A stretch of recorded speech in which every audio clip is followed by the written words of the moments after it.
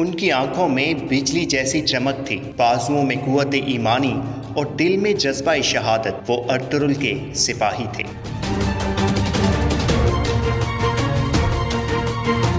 ان کی بہادری، استقامت اور روشن امیدی ایک سچے مومن کی نشانیوں میں سے تھی۔ آج کی ویڈیو میں ہم آپ کو ارطغرل غازی کے 10 طاقتور ترین اور بہادر سپاہیوں کے بارے میں بتائیں گے۔ تو چلیے شروع کرتے ہیں اپنا آج کا کاؤنٹ ڈاؤن، لیکن اس سے پہلے ہمارے چینل اردو گھر کو سبسکرائب کرنا نہ بھولیے۔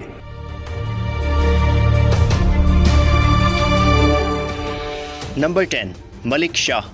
یہ سپاہی ارطغرل غازی کے ہمراہ بہت ساری اہم مہمات میں شامل رہا۔ دشمن خواہ کتنا ہی طاقتور اور کتنی ہی کثیر تعداد میں کیوں نہ ہو، ملک شاہ نے جب بھی اپنی تلوار فضا میں لہرائی تو اس کے سامنے رضائے الہی کا حصول اور اپنے سردار کا مبارک مقصد رہا۔ ارطغرل غازی بھی اپنے سپاہی پر بھرپور بھروسہ اور انحصار کرتے اور اہم ترین مقاصد کی تکمیل کے لیے ملک شاہ کو اپنے ساتھ رکھتے۔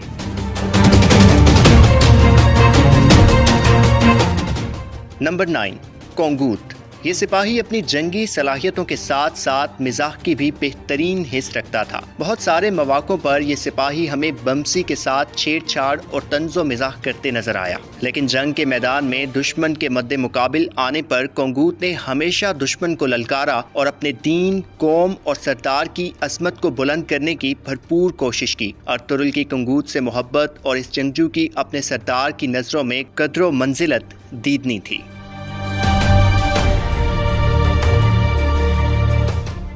نمبر 8، مرگن۔ باطل سے حق کی جانب سفر اگرچہ مشکل اور طویل ہے، لیکن رحمت خداوندی ہو جائے تو محض ایک کن ہی کافی ہے۔ مرگن بھی ایک منگول تھا جو نویان کا اہم سپاہی تھا اور مسلمانوں کا دشمن، لیکن پھر مرگن نے اسلام قبول کیا اور ارطغرل کی زیر قیادت جہاد کو اپنی زندگی کا مقصد بنا لیا۔ مرگن نے اپنی سابقہ شناخت سے فائدہ اٹھاتے ہوئے منگولوں کی صف میں رہتے ہوئے ارطغرل غازی کے لیے جاسوسی کے فرائض ادا کر کے نہایت اہم اور حساس معلومات کی ترسیل کو یقینی بنایا، اور اس مقصد کی تکمیل میں پکڑے جانے پر بدترین تشدد کا سامنا بھی کیا، لیکن وہ ذات جس نے دہتی آگ میں ابراہیم علیہ السلام اور تاریک کنویں میں یوسف علیہ السلام کو تنہا نہیں چھوڑا، اس ذات نے مرگن کو بھی مسکراتے چہرے کے ساتھ اپنے سایہ رحمت میں لے لیا۔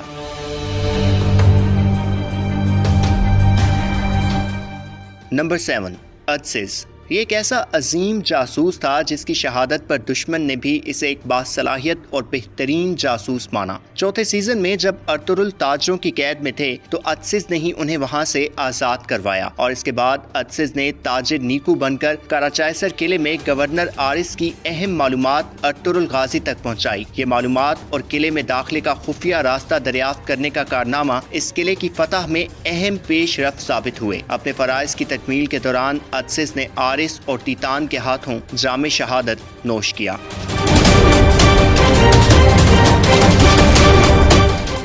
نمبر 6، دمرول۔ دمرول ایک ایسا نڈر اور جانثار سپاہی تھا جو کئی آزمائشوں سے گزرا اور ہمیشہ کھرا ثابت ہوا۔ صبر و استقامت اور ذہانت دمرول کی اہم خصوصیات میں شامل رہی۔ تیسرے سیزن میں ارطغرل نے حاجہ توریان کے ہمراہ دمرول کو تجارت کی آڑ میں جاسوسی کے لیے بازنطینی بازار میں بھیجا تو وہاں دمرول نے اپنے فرائض نہایت ہوشیار رہتے ہوئے ادا کیے۔ دمرول غداروں، منافقوں، صلیبیوں اور منگولوں کے خلاف ہمیشہ صف آرا رہا اور 5ویں سیزن میں دشمن کے ایک بھرپور اور غیر متوقع حملے میں جام شہادت نوش کر لیا۔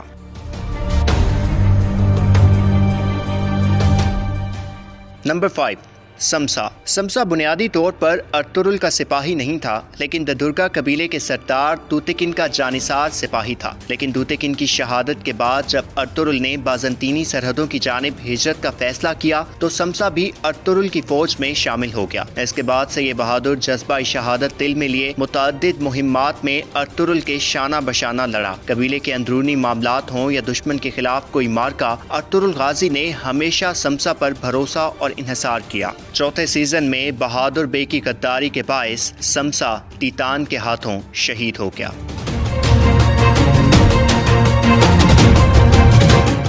نمبر 4، عبد الرحمن۔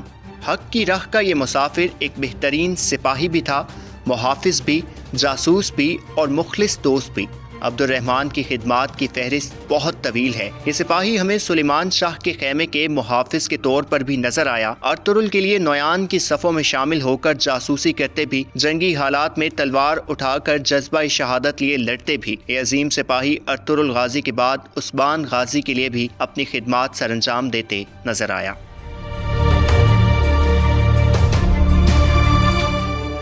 نمبر 3، دوان۔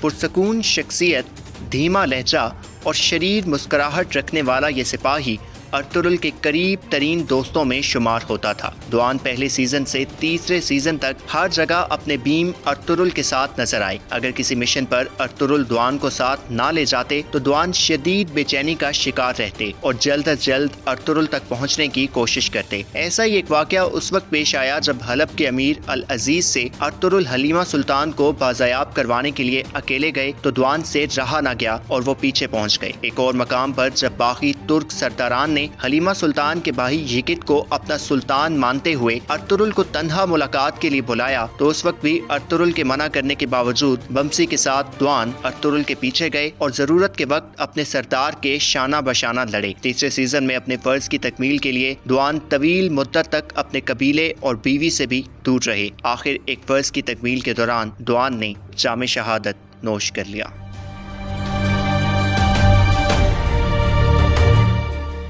نمبر 2، بمسی۔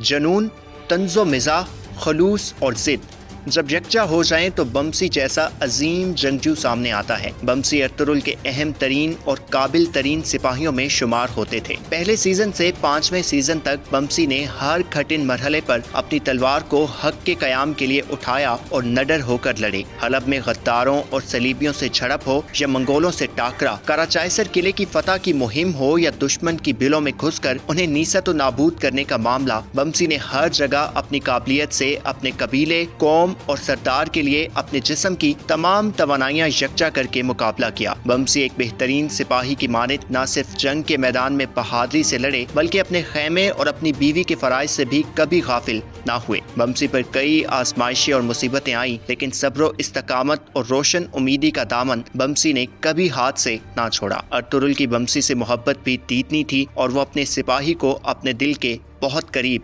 مانتے تھے۔